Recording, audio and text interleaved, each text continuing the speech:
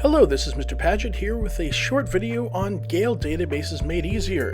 Today we're going to be focusing on Lexile Level, which we'll get to later, but remember, library.taftschool.org for all your research needs. Now I'm going to start out here in Gale Academic 1 file, which a lot of you are using now. Notice if I start typing a topic, it suggests exact wordings for me, which is super helpful.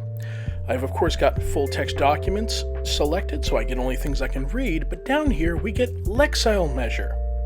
And if I click on the little drop-down menu, I get these series of ranges of numbers with L's afterward. What does Lexile Level actually mean? So from their website, it's a scientific way of measuring reading ability and text complexity so you match readers with the right level of challenge. Great, but what does that mean for you? Okay, here it is. I'm going to focus on the right level of challenge. And for some people, challenge is going to mean how difficult or complex is the material. I don't want you to think about it that way though. What I want you thinking about is more challenge equals how much energy is required to actually ingest the material. And of course your energy level is going to vary based on day, based on how tired you are, based on circumstance. And that's what makes Lexile Level so cool. Not only can you customize your search results so that they are about the right subject, but you can also ensure that your search results match your intellectual energy level. Now back to the search page. Back here we can see here's the drop-down menu that I clicked on earlier. 1300L and above is more scientific papers. I'm going to choose 1100 to 1300 and then 1000 to 1100. These are supposed to sort of roughly correspond to some grade reading levels, but it's as much art as science.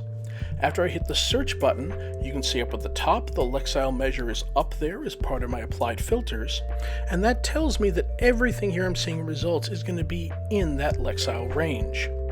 And in the upper right hand corner are all the different ways I can filter my results: publication date, I can choose subject, I can choose document type. In there you can separate things out by are they articles, are they letters to the editors, are they columns, are they viewpoints. These are of course from academic journals. I also have the option of choosing magazines or news, which I'll click on now. And one of my favorite filters to use here is actually publication title, because if I'm looking for news from a certain place, it's really easy to select just newspapers that report on that locally. Here I'm going to select a whole bunch of things, hit apply. You can see up at the top that becomes another part of my applied filters. By default, it sorts by relevance, but I can also sort by what's newest.